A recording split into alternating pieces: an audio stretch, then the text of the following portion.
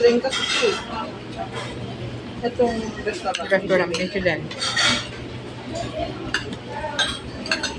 Sabihin accredited na ano. Mahingi po ako isa. O sige, ano, pastol mo to. Gusto mo rin?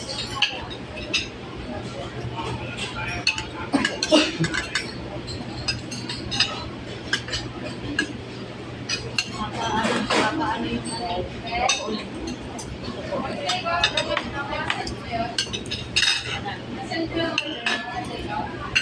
Ang lalim. Tubig daw dyan.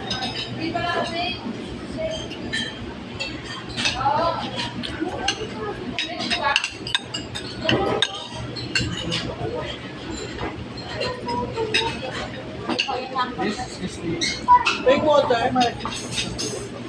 dalawang water. Pati yun, no? Kabila.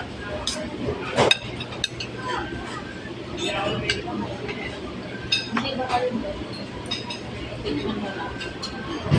Makatuyo yun. Ito yun. Yung nasa dulo, ano?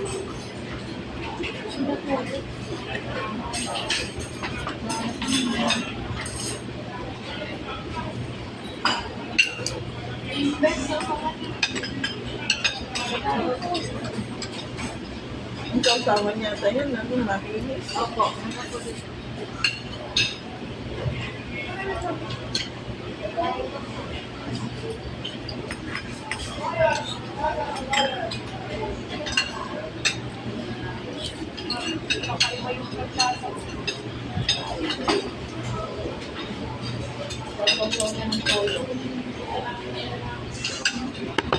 Sige po. Kaya kung ano ka rin. Kami na, extra. Kung i-take out natin. Kami nag-ate ko kami na. Oo. Kami na rin. Kami na rin.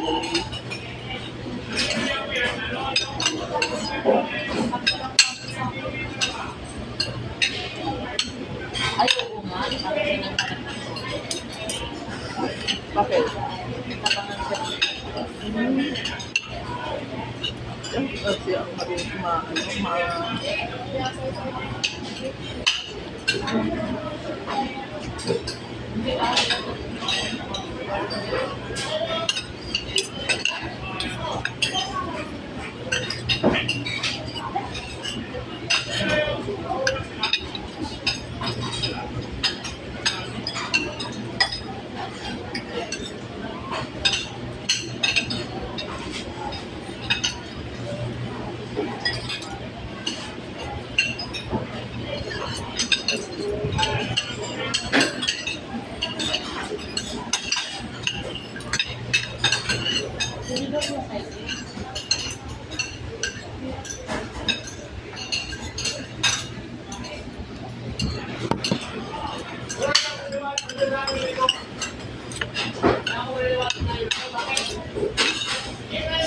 Kami, anong oras naman uuwi ni attorney? sa sarili bahay. Ay, hiwalay pa siya. Nag-iis ako dyan eh. Kala ko din siya sa, May counter rin yan. hiwalay. Yung sa Ortigas, yung sinasabi ko sa Ortigas. Ma'am. Pero nag-rent pa rin siya doon sa sa shore. Kasi nahirapan sa biyahe. Nasa Senado na kasi. Pasay? Pasay. Umaangal kasi siya. Sabi ko mag-rent ka na lang siya.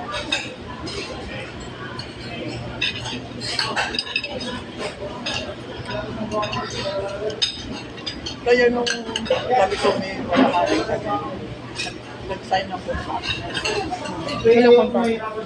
Ilang years? ano lang, hanggang 6 months lang. October. 15,000 yung nirentahan niya. Ako na doon. Bakit 6 months lang?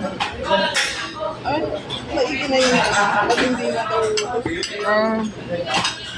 Kasi inaano niya kasi yung pagtaas ng gasolina.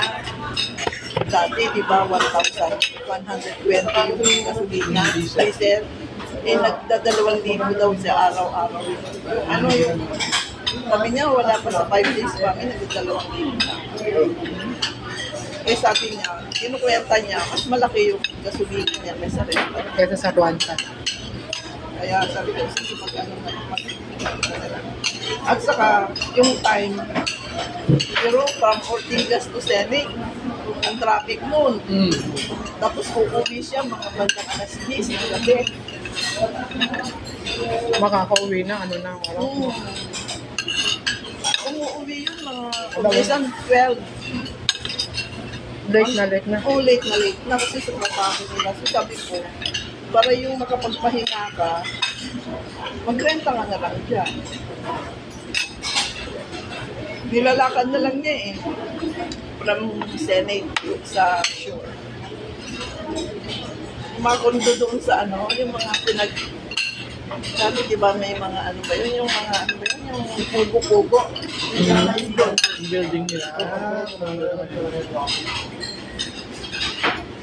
Nung araw doon sa Pugo, yung ano, yung pinagrentahan niya, yung kondo daw ng doon, nung panahon ng Pugo, nagpaparent daw sila ng 35,000. Tapos nung umalis na yung Pugo, pagsak na yung property, kaya really na sila magpaparent ng 15,000. Sabi yan, ang laki ng renta. Ang cheap. Parang yan, i-check talaga. Check na talaga. Ang mahal daw ng renta doon.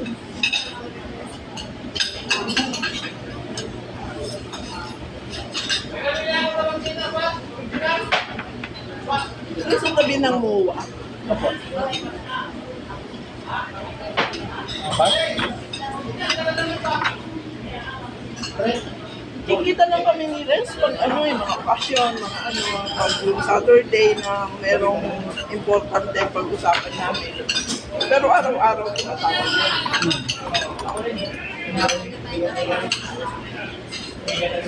Wala pa daw yung sinabi. Paano ako Pastor July, nag-iisa ako. Sabi ko, ano ba yung question niya?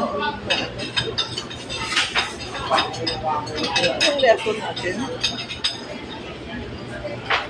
yung relasyon daw sa iba, ano daw gagawin, yung ano. Hindi ko na matandaan.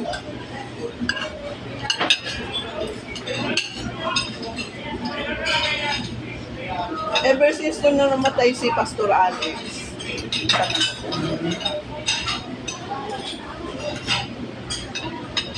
Yung nga po pang year naman ang pag-aaral? 23? 2023? 22. 22. Lumipat kami dyan kasi nung pandemic. Ang bahay namin talaga sa Bilago.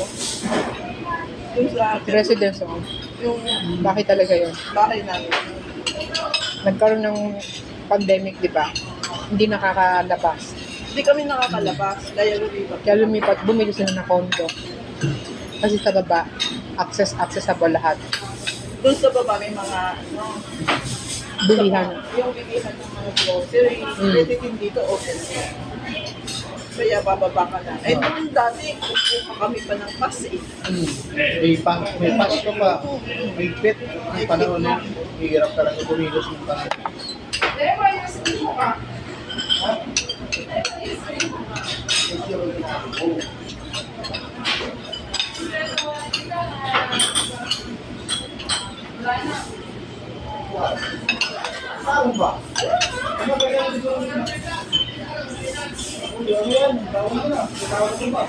Dati kasi si Renz, nagturo pa ako sa NETA.